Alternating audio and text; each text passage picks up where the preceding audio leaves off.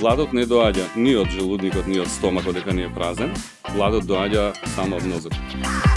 Се прави еден фонд од зеленчук, подоцна се користи за тартуфот, се прави една редукција од месо, исто и тоа све е на страна.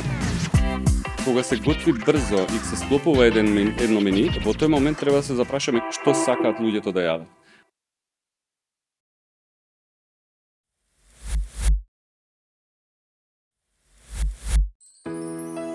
Оваа епизода е поддржана од Манастирски локо, направен по традиционален рецепт. Добро дојавте во втората епизода од Гастроклуб. Во првата епизода имавме еден фраер Јаким Митровски, ама денеска имам уште поголем фраер, кој што ни доаѓа исто од Тиквеш. Добро ни дојде, Игор. Добро ве нашол. Драго ми е ваков еден фраер, искрено, кој што е многу тивок, толку опасен во кујна, да ни биде гостин и искрено имам едно 2000 прашања, ама сега денеска мислам нема да имаме време. Малку не е времето, да. Малце не е.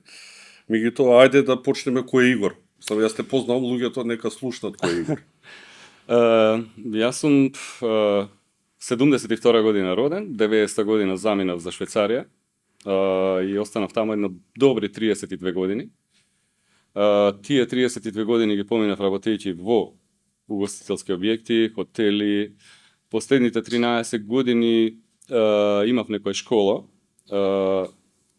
каде што се изучуваше секој вид на кујна. Тоа беше повеќе школа за приватни луѓе, затоа што веќе излегов од секторот хотели и ресторани и ми беше поинтересно да дадам нешто на обичните луѓе. И тоа функционираше многу добро едно 2-13 години.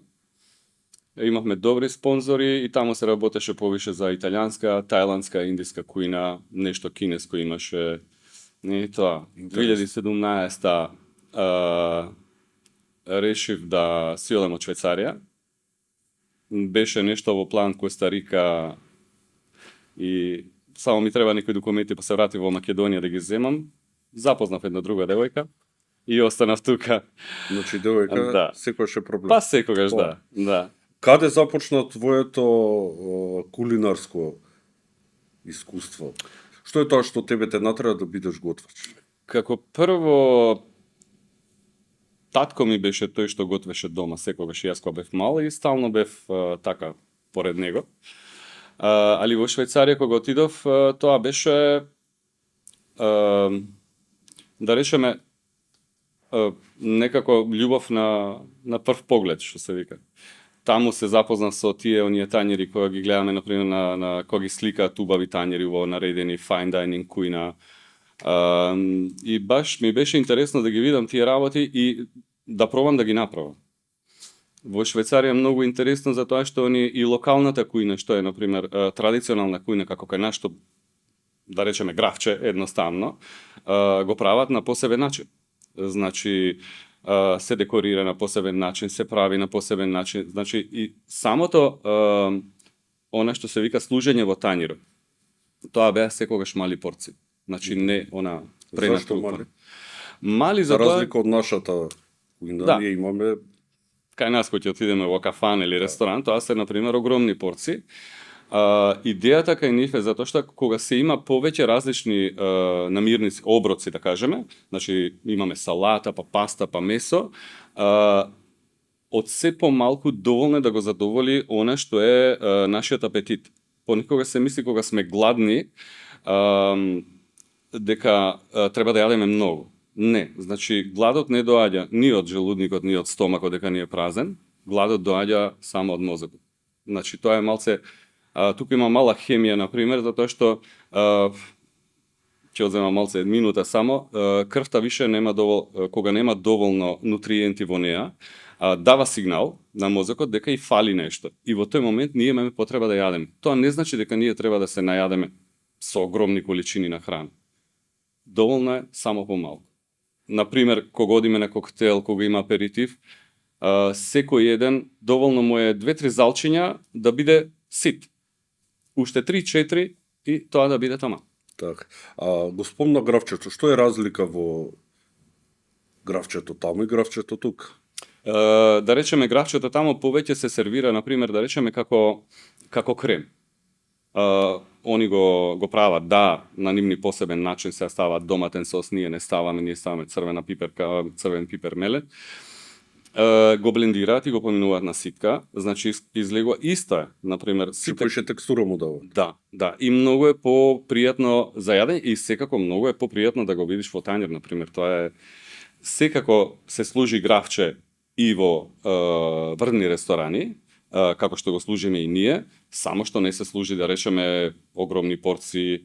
Има некој начин на сервирање кој во fine dining-от, значи fine dining, значи мора да биде убаво и вкусно. Кое е твоето прво јадење што се сеќаваш, што си го направил и што си рекол ова е една вистина сега направив порција една што е добра? Можам да кажам дека првото јадење од кое сум бил задоволен јас е бифтек Росини или турнедо на француски, од каде што доаѓа. Историјата за турнедо е многу интересна. Господинот Росини, кој италијанец, бил во Франција и сакал еден бифтек каде што ќе има тартуф, каде што ќе има сосче во све.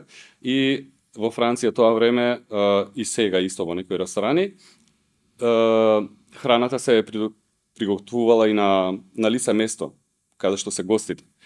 Само што спремањето на тој бифтек било многу комплицирано и куварите и конобарите се свртени со грб. Турнедо е фактички Стварно? Турнедо е ти го вртам грбот.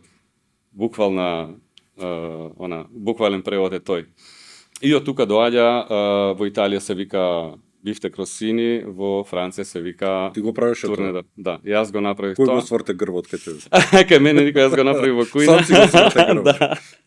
Да, и комплицирано е исто, мислам, Зашто комплицирано? па има многу, значи таму имаме една редукција од зеленчук, прва. Добре.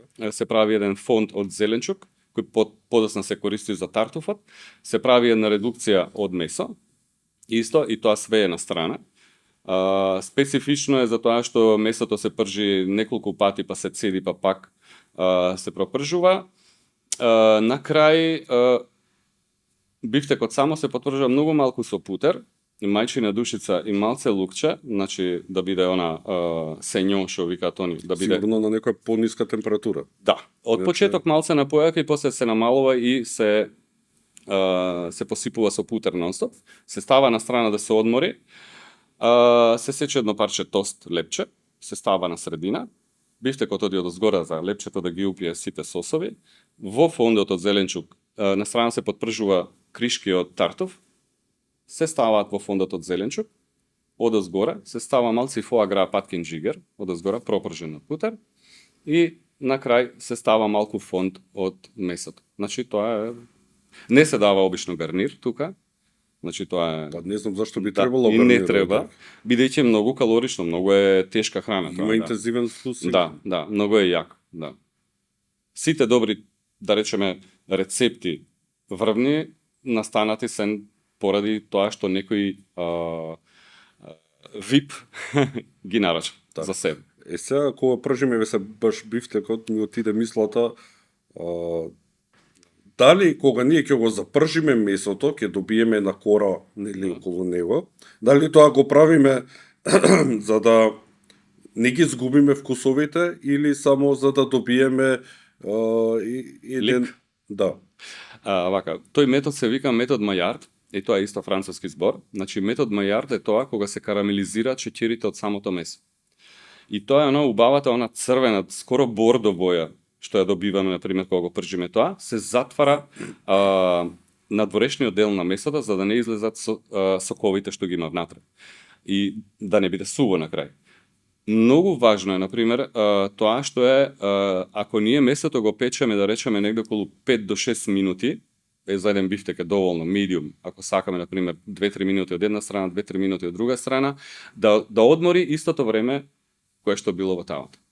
Секој месо е така. Значи мора да одмори за да ги повлече сите сокови, Да ги врати. да. И кога ќе го пресечеме да немаме крв во тањерот или вода или такви работи.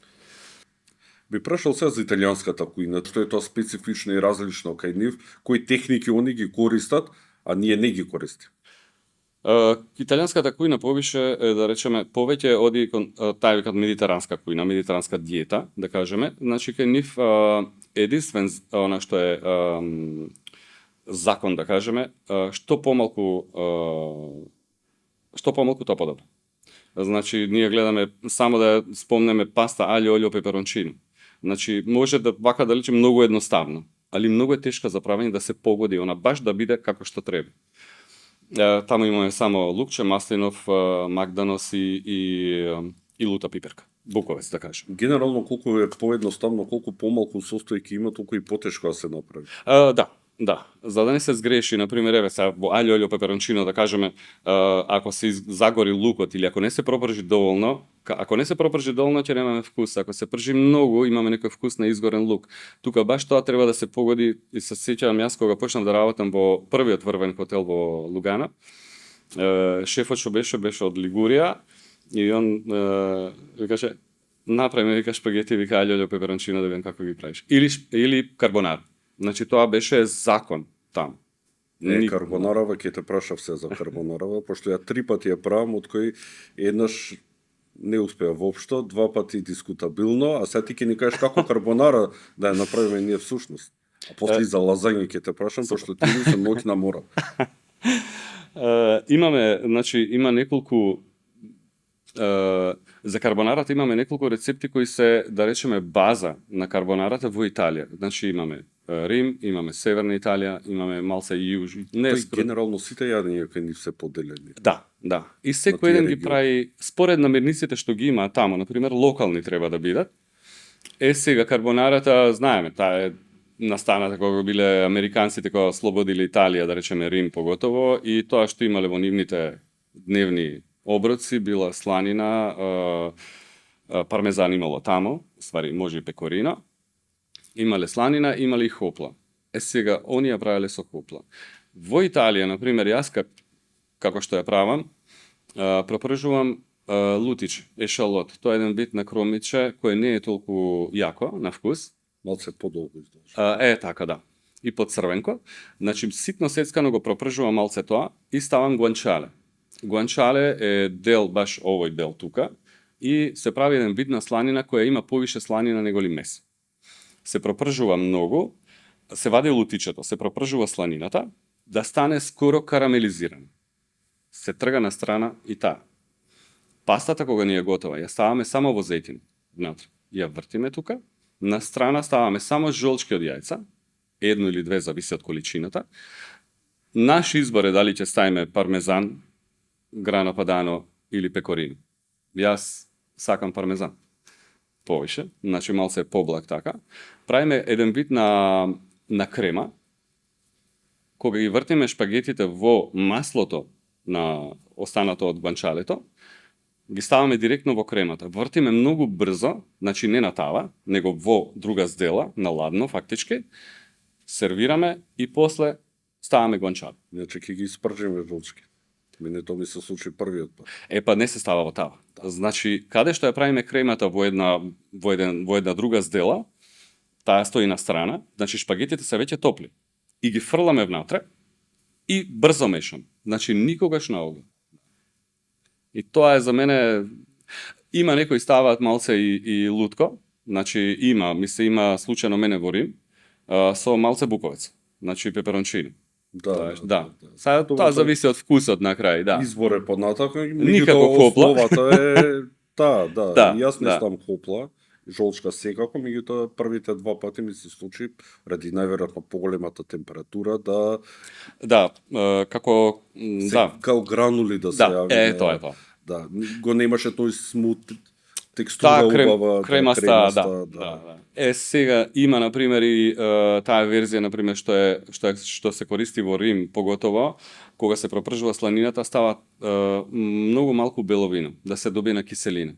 Затоа што сланината е блага, пармезанот е благ. Малце беловино, веројатно и да го извадат оној карамелизиран фонтан што се формира од оздоле. Сега тука има многу школи за тоа. Али во Италија генерално не се користи хопла и генерално се прави на овој начин. А што италијанците најчесто користат од состојки? Кај нив може да кажеме дека доматен сос им е, кај нив пелат, например, е секојдневна работа.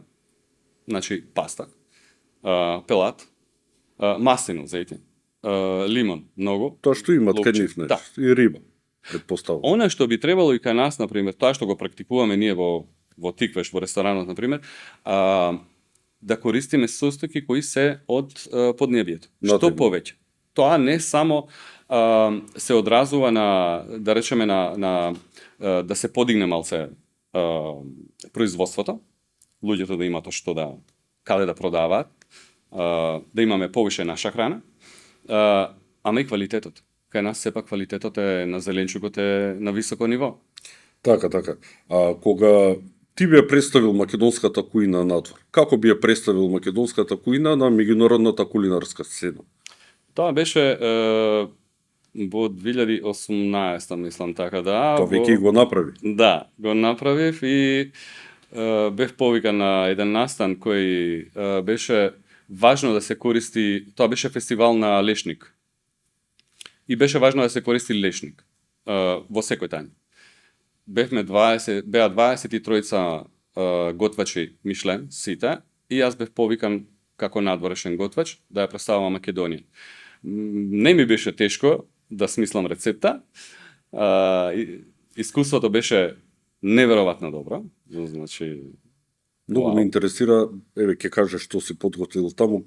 Значи, Како дојде до значи јас самото она размислување, викам, окей, кај нас што има? Значи, овчо сирење, прво. Што се јаде секојдневно, што се јадело секојдневно, може би денеска не. Јувки, гравче. Типично кај нас е пастрмката. Сепак лешници имаме, викам, може и тие Така. да ги ставам. И тоа беше многу едноставен тањер за мене. Беше еден крем од овчо сирење. Значи тоа беше испасирано многу убаво, имаше многу убава мазна текстура, која се ставаше на дното на тањерот. Гравчето како основа? како основа, да. Гравчето беше, мислам, пропржено све, заедно со 5 печени лешници во него. Каков ли вкус има тоа? Неверојатен, да. Лешник и гравче е неверојатно добар вкус. Значи Дечки, му дава мора да пробате дома. му дава некоја арома плюс од она што го има гравчето. Чекај, ги подпекуваше лешниците? Да, Како прето рече? на суво, само на суво, да. Скршени лешници на суво се подпекуваат малце, гравчето се спрема како и обично. Се вари негде околу саат и пол беше подготовката, се блендира све и се поминува на ситка за да нема оние гранули внатре, да. Се прави еден вид на крем, многу е добар. Тој крем топол одеше врз подлогата од овчо сирење, на страна има веќе подготвено јувки. Во Италија отидов со 2 куфера, така да имав јувки, сирење, гравсе. Нешто ти треба Да, го само имаше пастрмката ми беше увезена. Јувките беа подготвени и тоа беше еден тањер многу убав, затоа што имаше само малку крема, имаше коцка подпечени кори, многу добро, со тарана беа, подпечена тарана и тоа имаше внатре. Чадевме исто филетирана пастрмка, многу мали парчиња, филетирана пастрмка, чадена на ладно. Тоа е многу добра, секој може да го направи дома. Чадење на ладно е едноставна работа. Не сум пробал. Може да им кажеш што е тоа чадење на ладно. Ќе дојдеме и тоа беше мојот тањер. И се сеќавам дека тогаш запознав многу мои колеги таму кои беа. Фактички ние за негде околу 2,5-3 сата и јас успеав да дадам надвор неколку 400 порци. 400 порци. Да. Вау. И тоа беше неверојатно. Критики? Како? Критики имаше некаде? Имаше критики и јас бев многу пријатно изненаден за тоа што еден добар новинар од Италија ми се јави после тоа, Джан Луиджи, и ми се јави ми рече, вика, Игор, вика, здраво, викам, да, викам, те молам рецептата детално, вика, да ми ја испратиш, вика, на италијански, викам, добро, да, зошто? Затоа што, вика, твојата рецепта е избрана меѓу сите да биде во една книга. Вау. И тоа беше, да. Се уште ја немам купено книгата, пошто стално заборавам кога ќе отидам во Италија да ја купам. Треба да се ја купиш, тоа Да. треба да се чува, да се има. Кој е твој најлош рецепт? И најлошата критика што се е добил? Колку пати си паднал за да доеш до ово? Многу пати. Се паѓа бидејќи од една страна за мене многу е тешко да се задоволат вкусовите на секој. Значи, ако за мене е добра една рецепта, за некој друг нема да биде добра. Или како е добра за 10 луѓе, за 20 нема да биде добра, сигурно. Значи, тука е многу, тоа е многу персонално. Да, имам сгрешено и јас еден куп пати, значи тоа, али се учи од грешки. Се учи од грешки и критика вака поголема, може би за препечена риба. Тоа да. За препечена риба? Да. Да. Кога излегоа конвертоматите, тогаш кога беше 2000 во Швајцарија, барем ние ги имавме веќе во 2006-2007 така, тие малце по добри конвертомати и се уште не знаевме да готвиме со него. Беше многу тешко. Не се знаеше колку пареа треба да се стави, не се знаеше колку степени. И тука мислам дека сгрешив и јас и многу мои колеги. Тука се учев тогаш. Па добро, и логично и очекувано е да има грешки, се што е ново, треба да се научи. Кажи ми, од состојки, што најчесто користиш ти? Сосови користам многу ретко. Состојки? Состојки. Да. Состојки кај мене, значи маслиново, шери домати, обавезно кога готвам риба, шери домати, значи ако треба да има сосче, бело вино, обавезно, црвен кромит, убав, сладок, капери, мора да има, инчуни, ќе кажа фачуге, инчуни, босилек, многу, значи повише босилек, помалку магданос, тие се. О, техники? Техники, најдобрата техника за мене, да речеме, техника, не е баш некоја техника, она што ми се допаѓа најмногу е, да речеме, кујната од која произлегува fine diningот, тоа е Nouvelle Cuisine. Значи, Nouvelle Cuisine има една техника, кога во Франција, знаеме дека Франција има многу тешки јадења, значи тоа се тешки сосови, тоа се на путер, на фуагра, на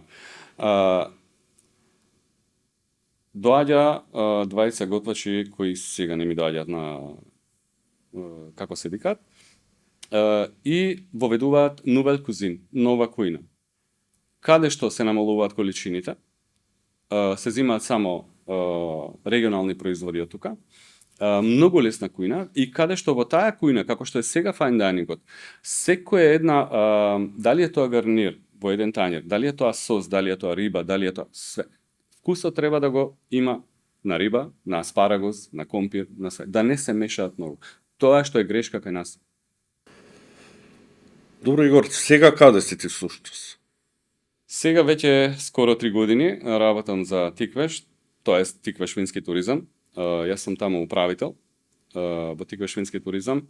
Во последно време не готвам многу, готвам понекогаш, кога одиме во Франција на такви настани, каде што има нека битна група, и таму се справам со други работи, например тоа што е косна храна, повеќе финанси, повеќе администрација, но сепак има и тој дел на готвење.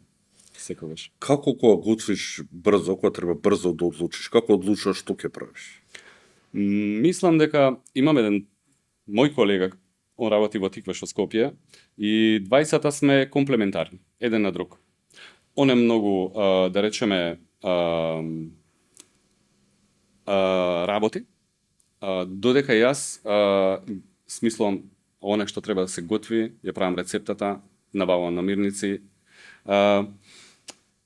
Значи, кога се готви брзо и кога се склопува едно мени, во тој момент треба да се запрашаме кој ни ја прави резервацијата. Што сакаат луѓето да јадат. Во тој момент, значи, многу лесно за еден, како што е лесно за еден новинар да постави прашање или да си направи агенда она што треба да го сработи денеска, така и за еден готаш е многу лесно. Значи, тоа е махинално доаѓа. Значи, јас кога мислам на риба, јас знам веќе дека имам 10 начини да ја спремам. Ако имам малку време, ќе ја спремам на едноставен начин, со многу малку намирници. Значи, прво одбираш состојката, па после одбираш техниката, претпоставам помалку. Да. И после? И зависно од луѓето колку се, например, бројот на лица колку се.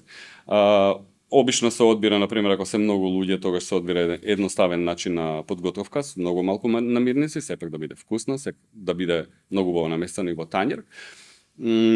Али тоа е, мислам дека е еден вид на, како и во секоја работа, секој е надарен за нешто специфично. И тука е, мене кој ќе ми кажат риба, мене ми доаѓаат и кога правиме муавет вака, мене ми доаѓа на памет, не знам, риба на лигурски начин, на сицилијански начин, или пак само со лимун, или пак тоа е тоа. Добро, тука веќе искуството си доаѓа, меѓутоа еве луѓе што се дома и треба да одлучи што ќе готви, има риба. Со што би одела таа риба, знаеш, има прашања многу.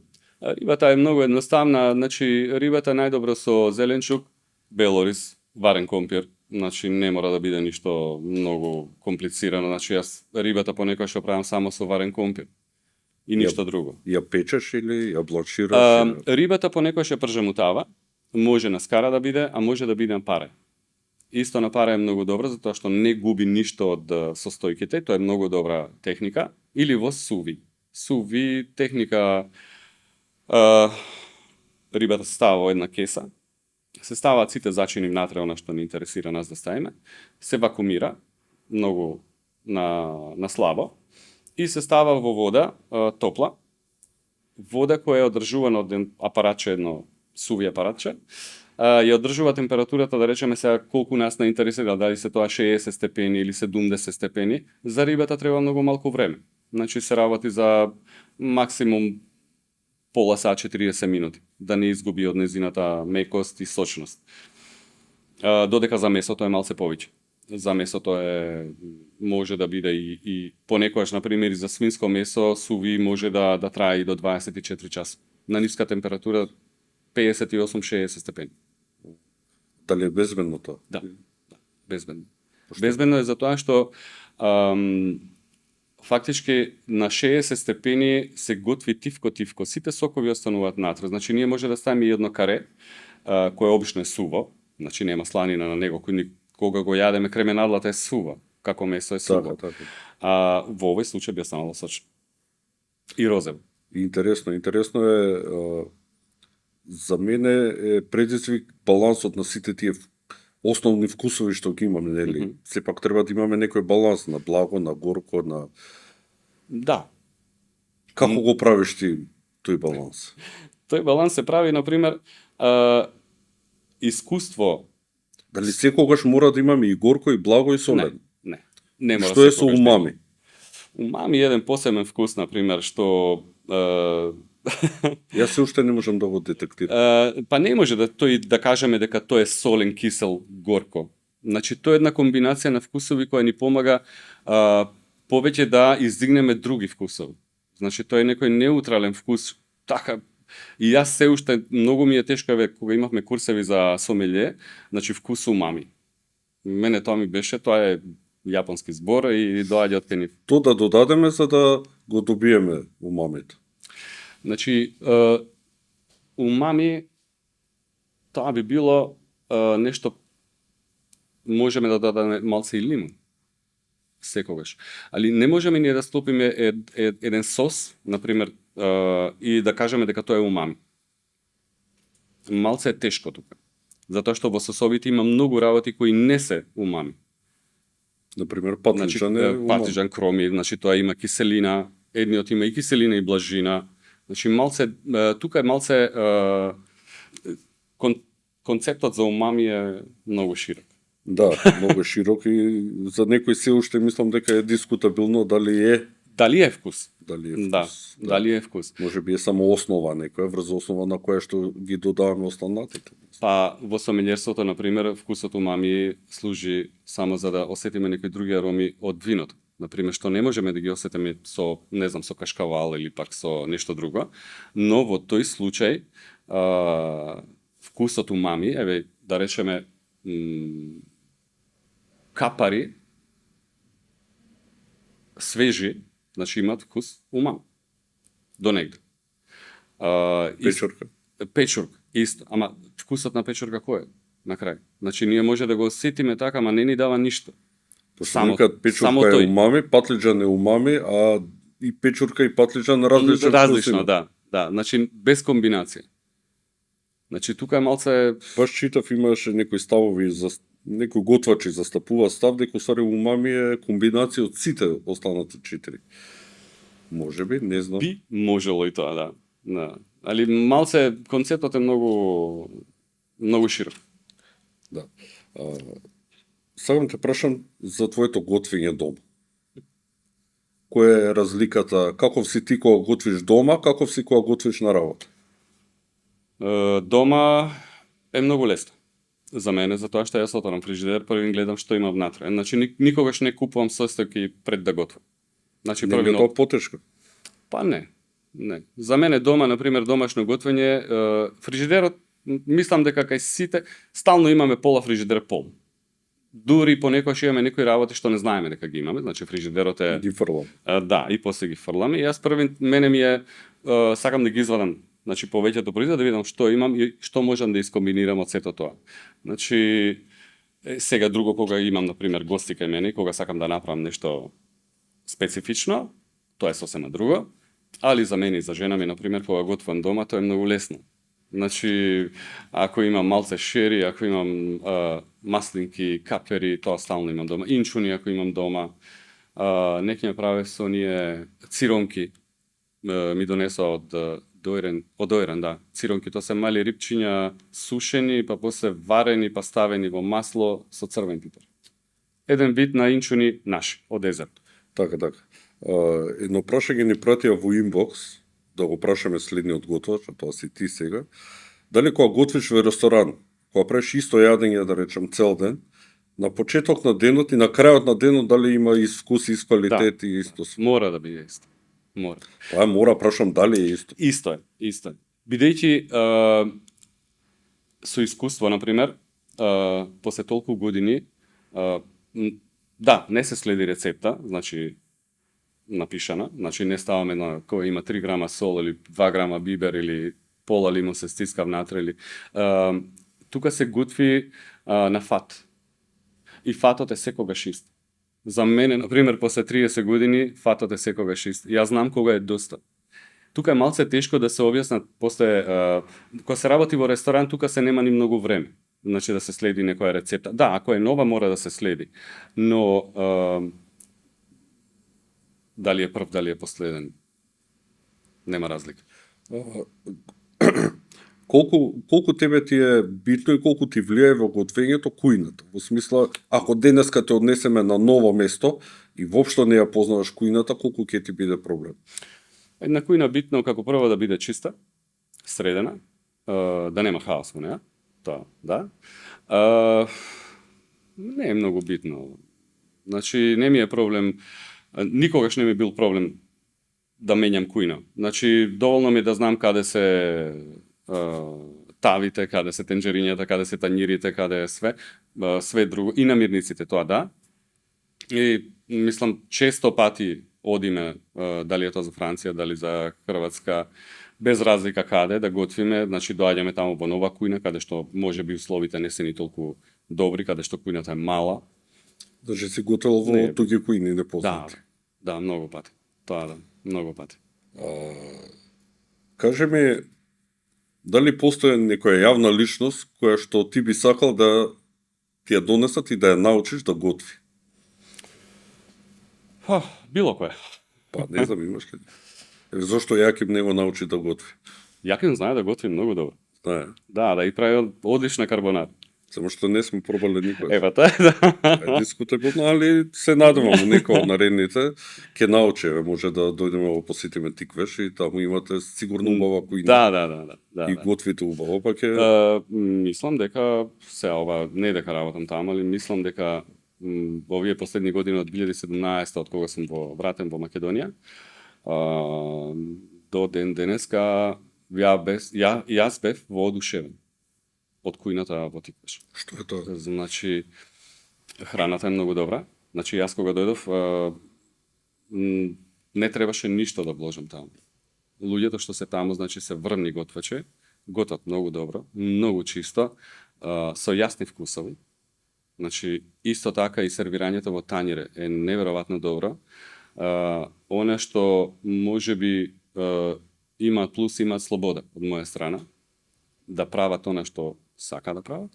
Значи како декорација, како гарнир, значи стално се менува да биде сезонски. Значи денеска нема да ставиме, ако нема спарагус, не ставаме спарагус, ќе ставиме нешто што ги имаме денеска на пазар.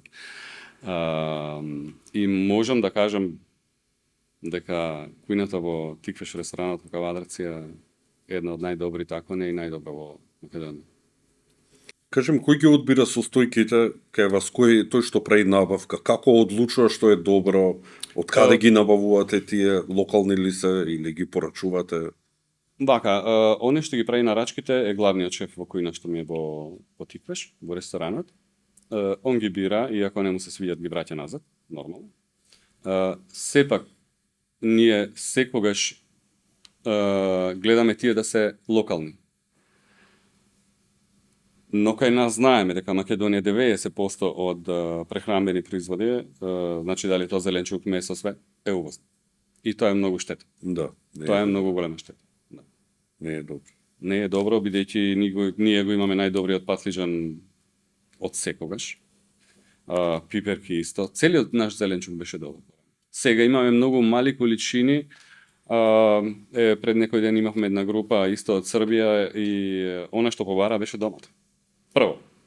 Сега нешто што би сакал е да им дадеме некој совет на луѓето што готват. Значи, Дома. Значи, дома прво би ги советувал тоа што го кажав пред тоа. Отворете го фрижидерот. Сигурно имате еден куп намирници кои може да се искористат. Многу е лесно да се комбинира, значи не е проблем, значи да речеме ако имаме едно парче месо или било како, дали е тоа свинско, телешко, пилешко, без разлика. Сем сигурно имаме дома. Значи едноставно можеби и бело вино имаме, и да немаме бело вино не е проблем. Малце лукче, значи направете си еден сос со сенф, обично, значи малце лукче запржено на многу тивко, се трга лукчето надвор, се става малце сенф, се пропржува и тој. Ако имаме бело вино многу малку, се става, нека се редуцира многу малку, месото запржете го не превише, значи ако е пилешко, да, гответе го до крај, али со тоа сосче, компир, мислам дека секој има дома. Како гарнир може да се измисли дури и пропржен кромит, значи многу е добар, на крупно исецкан, во едно тавче без многу масло, значи скоро на сува да се потпече, има многу убав чаден вкус, тој. Со малце маслинов на крај од озгора. Тоа е перфекција. Значи многу пати, често пати, јас вчера немав кромиче дома. А све беше затворено. И сакав да си правев една пита со мелено месо. и Направив и викам, леле, викам, немам кромиче, викам, што ќе правам? Има власец. И често има вкус на кромит. Го ставив тој. Исто беше убаво. Значи, без разлика дали немаме кромит, власец, младо кромиче, или само лукче може да стане. Значи, малку ќе смени вкусот, али она што треба да го правиме, да бидеме храбри да пробаме како прво. Може да сгрешиме првиот пат. Али вториот пат веќе не. Ќе научиме од првиот. Се надевам. Обиди и грешки. Да, сега домашната кујна како домашна кујна, мислам,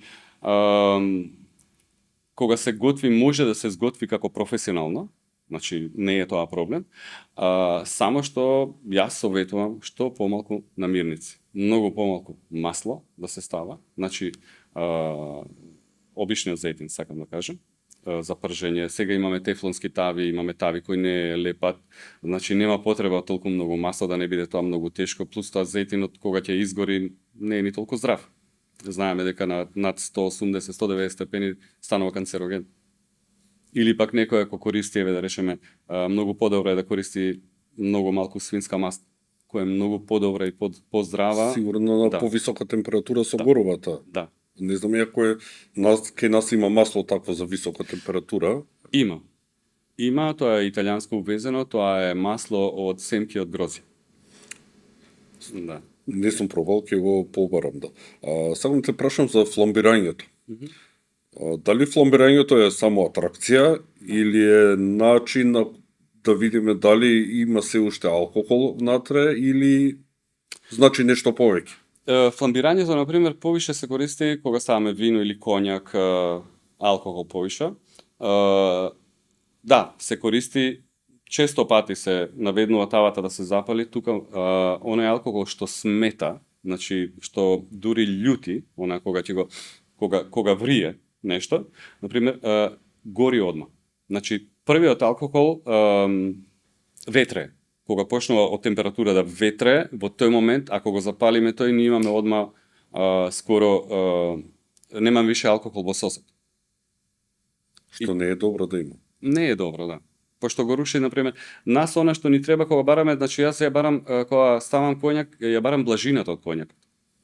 Коњакот има тоа благуњав ретро вкус, значи не го барам алкохолот да го осетам тој, него само блажината. Кога ставам бело вино, сакам киселината да изода, например, кога готвам, не знам, паста со шкампи. Мене ми треба киселина, да шкампата е блага. Сакам малце да ја дигнам. Исто така црвеното вино. Црвеното вино го ставам за да добијам некоја тежина, малце по тежок вкус некој и секако блажина. Така, колку е битно да користиме скапо вино или можеме да користиме, не знам, Битно е. зошто е битно? Битно е бидејќи ефтините вина, например, да речеме, имаат повеќе киселина. И немаат толку структура, немаат толку ароми. Оцет да ги користи. Да, и може и дома кој има, например, и да проба, да види дека има стварно голема разлика. Например, имаме бели вина кои се благи, кои се користат, например, да речеме за десерти повеќе. Значи, тоа се десертни вина кои имаат алкохол негде околу до 17-18 степени. Тоа се бели вина и црвени, повеќето се од северна Германија, северна Италија, од таму доаѓаат тие, и Франција исто. Тие се користат за благи сосови повеќето, а додека овие што се други суви вина, јас би рекол користете колку што е можно повеќе некое поквалитетно вино. Ќе имате подобар сос, подобра структура и нема да осетите киселина. Колку е значајна температурата на која што пример правиме редукција со вино? Редукција, нели ставаме вино и треба да направиме редукција. Дали тоа иде на висока температура или на ниска температура? Значи самиот збор редукција, нешто треба да се редуцира, кога нешто треба да се редуцира, тоа треба да биде многу полека. Значи никогаш на јакога.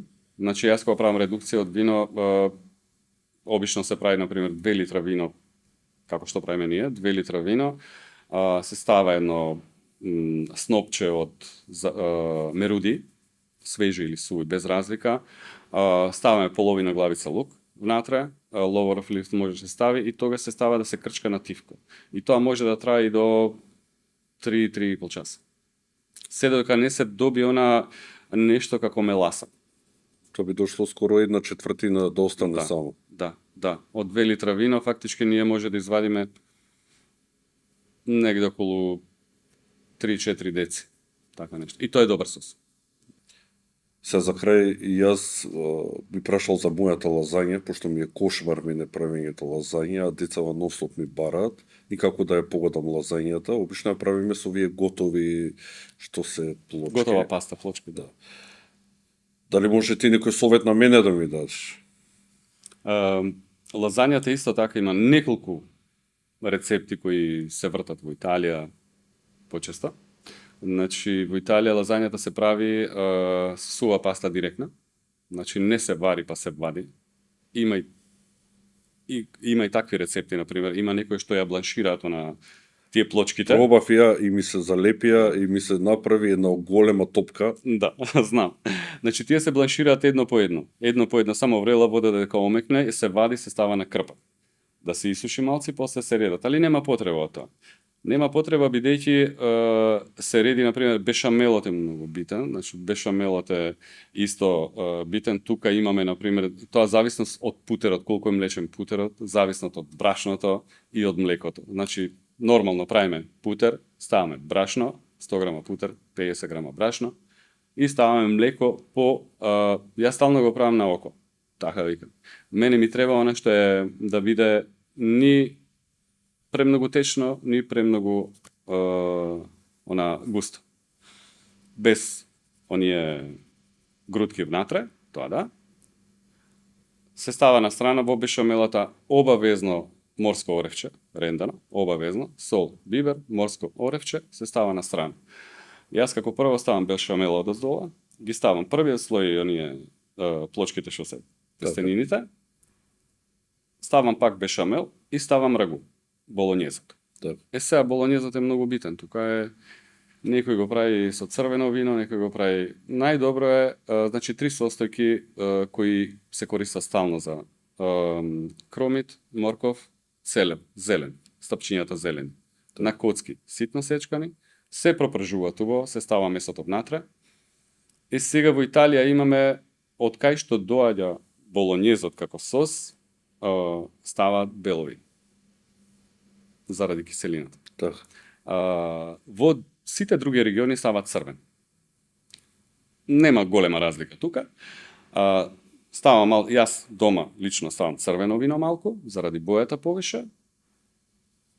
Го пропржувам сето тоа да излезе алкохолот, сето тоа, пелат внатре и го оставам да крчка долго време. Што е тоа долго време? Па, негде околу 2 часа, 2,5 сата. Сорно, на која температура? На многу тивко. Значи јас ако готвите на индукција, кецили двојка. Ако се готви на инфра, она што е, да, па и тука е кецили двојка. Не треба да врие, него треба полека она да. Затоа е многу долго. Пријатели што имам што готват, обично ја остават така ќе склопат сето тоа и го стават у фрижидер да одстои, да речам, една ноќ. Нема потреба. Наводно да упиело тестото и така натака. Затоа што ако упие тука малце е проблем за тоа што веќе пастата тука станува екстремно готвен, мислам она мека и после се растурат, значи после јас не сакам паста премногу готвена. Така. А и нема потреба тоа. Италијанците не ја сакат. Значи кога е сува пастата, таман е она сосот и самата бешамел, доволно е времето што ќе одстои во рерна, напред тоа се некако 25-30 минути и перфекција, значи немате многу вода внатре. Значи она нема течност внатре. Самата паста ќе го упие. Зависност и тоа многу ми настават моцарела внатре. Измеѓу, да. За мене тоа голема грешка бидејќи моцарелата е вода. Има голем процент на вода во неја. И кога ќе почне да се топи, пушта и самата вода. Јас не ставам само пармезан. Значи бешамел, болонјез, пармезан, паста. Бешамел, болонјез, пармезан, паста. Инак Зато мене почна ми тече тоа. Да. Тука ако ставиме моцарела, подобро би било да ставиме некој кашкавал квалитетен, жолт кашкавал, да кажеме малце позреен, би било подобро, него ли моцарела. Сега за свежина некој ја става моцарелата, али јас мислам дека нема потреба, веќе имаме внатре бешамела, која има млеко во неа, пармезан, имаме кашкавал, нема потреба од моцарела. Јас лично не ставам. Така. Ти благодарам многу што беше гостин. Благодарам на вас. Мислам дека на луѓето ќе им се допадне. Се надевам. И ако навистина ви се допадна, subscribe, лайк, се гледаме во некоја наредна. Секако, се надевам. Мило да беше.